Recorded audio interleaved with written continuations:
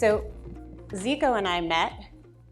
He was kind enough when I started at the City University of New York to invite me for a lunch and to make me feel at home. And he had way more experience in a public institution managing operations. And I think he was the person that I relied upon throughout the crisis to call whenever I needed help. We operate two different campuses. Zeco is at Queens. You want to talk about it? A smorgasbord, a learning lab, 80 acres of 46 different architecture, different period buildings from 1906 to 2005, science kind of building, 2010 arts building, and everything in between, from state-built 1960s, 70s style ugly buildings. I can say that this is a safe space. And I do all that same thing, but condensed in the middle of Manhattan. So, I think one of the things we learned early on is that this was our day job, but where we really learn the most is what we do in our after hours. And we both have a passion for doing endurance sports. I like to think of you as the kind of person who wakes up in the morning and has to drain themselves of energy in order to go to sleep. And I'm more of the opposite. It takes a lot for me to get out of bed. I need to have a cup of coffee in the morning.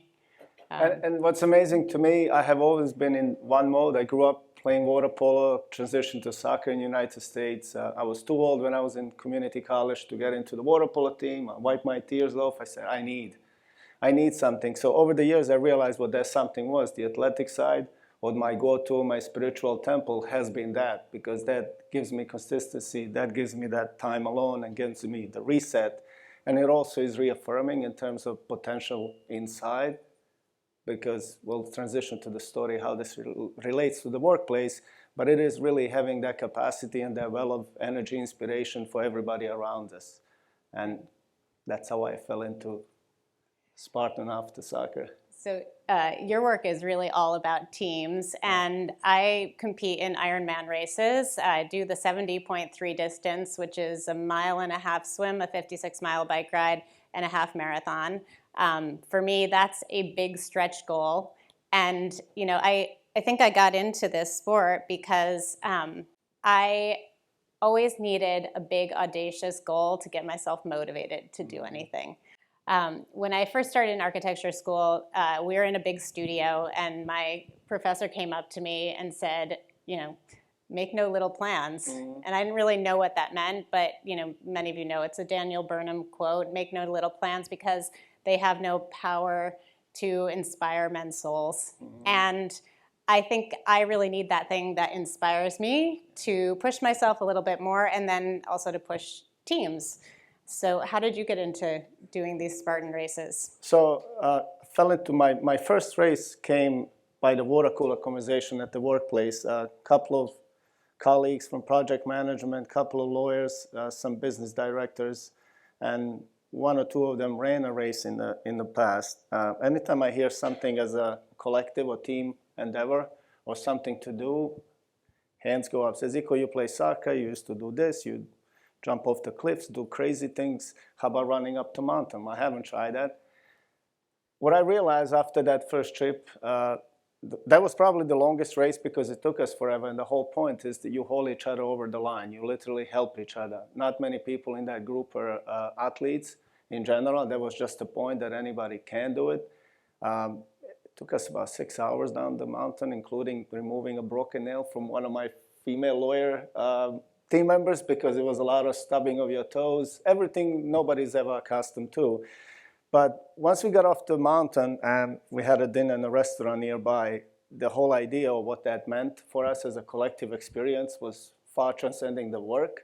That evolved over the last 10 years into volleyball games, pickup soccer games that involve faculty, students, staff members, everybody from custodians to a dean to a president to our chancellor of the entire university system who was diving for the balls in the middle of all of us in the volleyball court. So I think what it does, that collective really does spread rather quickly because we are, somebody talked about the emotions and how we operate, and a lot of the after effects of any one of those things really stay within institution. And that to me has been my observation early on.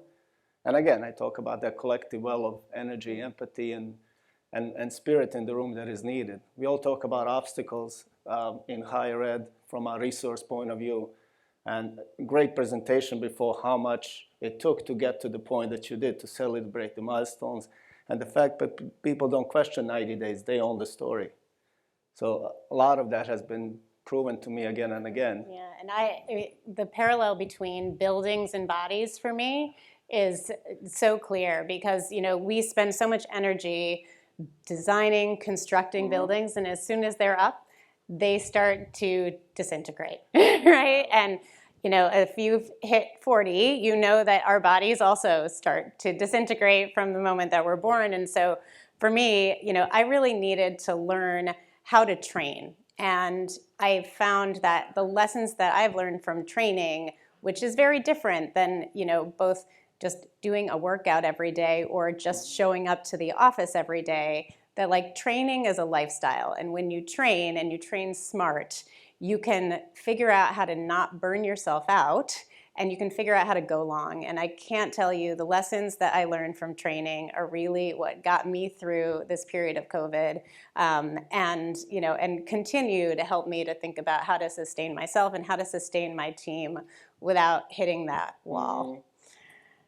So I'm going to talk a little bit about having a training plan. And as I said, the difference between doing a workout and having a training plan is really about this process of adaptation. So, you know, when we talk about training in athletic performance, what you do is you push yourself to a point of enduring stress for a period of time, and then you take time to rest and recover. And we call this periodization.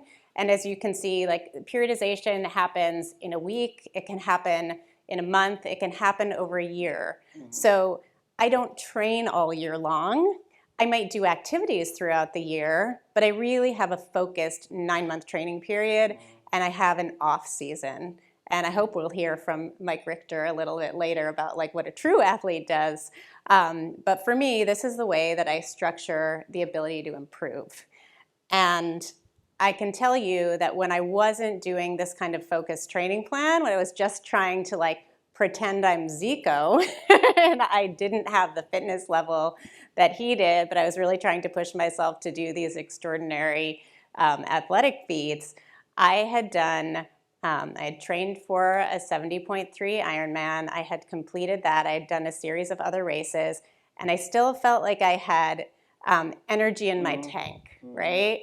And I was like, you know what, let me just add on one more thing. I've never done a marathon. I feel like I could do it. I'm going to train for a marathon. And so you can see what happened when I overstretched. I did something that athletes call overtraining. I pushed myself too hard for too long without rest and recovery. And for 6 months, and this is like, so I wear this watch. It's a Garmin. It measures the beats between my heart, the space between my heartbeats. And it translates that into what it calls a stress score. I'm more stressed when my heart rate is more variable, and I'm less stressed when my heart rate is even, right? So you want to try and keep an even heart rate through the day. And there are things that happen in your work life, right? That like cause you to have that same kind of stress, right? That doesn't happen. So, so I started to switch my thinking, and I started on a philosophy called 80-20, which is that 80% of the time you do what comes easy to you, right? And I tell you, I was running a 20-minute mile. Now, I'm sure that everybody in this room can walk a 20-minute mile with no energy, right? But I was training that, and I was training my aerobic heart rate so that I could walk long, I could walk far, and I wouldn't get exhausted. And then 20% of the time, I was pushing myself really hard, right? And I'm sure you do that too. So I'm really curious on how you manage to do this as a team. So you put so much science in my life that never was. My life is action, and my story is just that from different tries. But what I realized and what pandemic really gave all of us, I think, a chance to do is to reflect. And I counted 28 years in facilities, 21 in higher ed of that constant running. And I really used the pandemic to look around and look backwards to the left and the right, and then look within the team. Because as you all know, people, I love your last slide. That has been my story. And you talk about periodization, you talk about 80-20, you talk about slowing down and then ramping up. I noticed with I call them 6.5 principal reports. People that do the work of probably 20, if I go back to 1980s staffing models that we all forgot because that was 40 years ago. I realized that all of them, as we engaged on different and various changing scenarios, we talked about pandemic, close this, no reopen that, support to science, feed the students in the dorm that have no place to go. We had to do so many of the resets that require quick thinking and also brought the stress into additional stress from the private life for the same. I had some of them definitely afraid of pandemic, even riding a subway, and that was their principal way of coming. So what we gave each other, what this training enabled me to do is really to spot those stressors. You talked about, I love your analogy of beats and then beats doing certain things and you recognizing that. Sometimes giving people a way to disappear. Hey, I'll talk to you, I'll know how to reach you because you have that sense of the room and the people around you. You know them for time now and you know what they need is to do nothing. And that's perfectly fine because I realize people are either like us, very engaging, or people are introverts and geniuses that you can't live without. And the way they communicate, the way you pick up on those cues and nuanced conversations, that really was for us the key to helping each other carry all of this and the institution to where we are. Happy to celebrate everything I do, including this, and they know I'm here. I always take it back to them because for me, it's what athleticism and discipline does, but mostly it's what I show up with for everybody around me, what I try to help them through my discipline and grow and support them adequately. No one ever talks about planning the rest, right? When we put together a plan, we plan the time we're going to spend doing things, but you have to plan the rest, right? And I found that if you don't plan the rest, what do we see? I mean, we work in a public institution where everybody is a member of a union, right? I see people with early retirements. I see people calling out sick. I see people just showing up but checking out, right? And you can see it in your eyes. And I think I had to do the same thing. I forced people to take vacation throughout the pandemic, even if it was just a day. And I said, turn off your cell phone. I'm not going to call you. Don't call me. Don't check your email, right? I don't want to see you. Spend time with your family. Take a walk. Do something other than work because you know that when they come back, they're going to be refreshed, right? So you talk a lot about fueling. And this is some of the stuff we eat, which is really disgusting during races. But what do you do to fuel your team? I think I think all of us here in the room can pick up on these things, and I certainly make it focus on what I do because we talked about living in perpetual constraints, living a Spartan living. The whole thing Spartan is funny how it backs into what I do because I'm calling publicly funded higher ed and our resources, our treasures to do everything with, really a Spartan existence, which is really lean and must-haves, and then you carry on up the mountain. So in my bucket is always a bunch of things. I feel like if I can scan the environment, not only manage what I need to do in reports, but look for the cues in the environment of their existence as reports to see what is important to them. A lot of times you find very extremely capable staff that is constrained by the system. I love getting at the system. That should be my role. I am the advocate. I can talk, I can express, and I'm competent to know what our people are bringing as the message. Sometimes if we go to linesmen and don't know how to extrapolate the message to a larger audience at the central level, it gets lost. That's one of those complaints. No problem with case study or proposing something like a big change for the university, backing it up with our feedback from the campus, with the data to prove it. And lo and behold, you change something like the basis of the design on a $40 million Central Chiller plant, multi-phase project, because you see that the basis of design is not working, that the industry manufacturer does not have the operational acumen to support you with services. You talk about servicing assets over life. And then you see central office look at your feedback and support it and change, a $3 million change over next 4 or 5 decades. Thank you very much. I'll invest that anytime. The value of bringing that home as a victory, and I talked about the little gels and celebrating little victories, that the team behind you, the people behind you, don't mind the 90 or 100 hours, because you just hit the nail on the head. You brought something home to them that matters to them beyond the work. You talked about our civil service and unionized environment. Many cases, you can just define the work, come and do it, clock in and out. Where is this space to grow? Where is this space to give more? So I love the notion of athleticism and these obstacles and growing out of it, not really defining you in that paradigm. We don't need to be defined. And we're proving that if you have that consistency and bring it from your sports side of you and the what's in you, you can change things. So I want to leave you all with like a very simple thing that you can do with your teams. And this is what we call heart rate zone training. So in any endurance activity, what we're trying to do is we're trying to operate at a very low heart rate to go fast. And so I think there's a parallel there, right? Like we want our teams to be high performing, but we want them to be operating without a lot of fuel. And so when you're in zones 1, 2, and 3, you're in what's called below threshold. That means you're burning fat, all right? You're burning the energy that you've been carrying with you. You're drawing upon all of the skills, all of the knowledge that you have obtained over your career. So in zone 1 and 2, things should be easy. And so when I'm running a 20-minute mile, I'm in zone 1 or I'm in zone 2. I could do that all day long. In zone 3, you're really starting to feel the work. Like you might feel a little bit more breathless. You might not be able to talk while you're running. It's a focused effort. You really can't think about anything else other than what you're doing. And for me, zone 3 work in the office is a team meeting, right? I need everybody to be there, to be engaged, to be focused, not to be on their phones, not to be doing other things, not to be dealing with emergencies. But then there's those zone 4 and zone 5 activities, right? Like we don't have to plan those into our work. Those come naturally with operations, right? Something breaks, someone's in trouble, there's an imminent threat, there's a danger, there's a perceived danger, right? Those are my favorite zone 5 activities.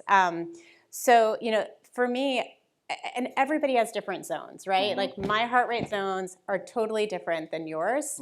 And my work heart rate zones are different than yours, right? The things that I'm experienced in doing, planning for me is a zone 1 activity, right? I can sit down, I can come up with a project plan. Like I do that like I'm drinking water, right? But for me to answer a phone call from my boss and when I'm in the middle of doing something else, is a zone 5 activity, right? I have to be there, I have to show up, I have to be prepared with every possible answer to every question that she could ask, and I've got to be right. So I think a really fun activity to do with your team is to like talk about these zones and to talk about, what are your team's zone 1, zone 2, zone 3, zone 5 activities. And to figure out what can people do that contributes to the mission that's easy, that doesn't burn them out, and where can you then push them to be in zone 4 and zone 5 so that they grow. And this is last. All right, the weight vest. So I constantly run as I prepare for different things, and normally I run with added weight. And the theory is very simple. It's one of adding to your strength and to your endurance when the mountain calls on you. But really at work, it is really every day.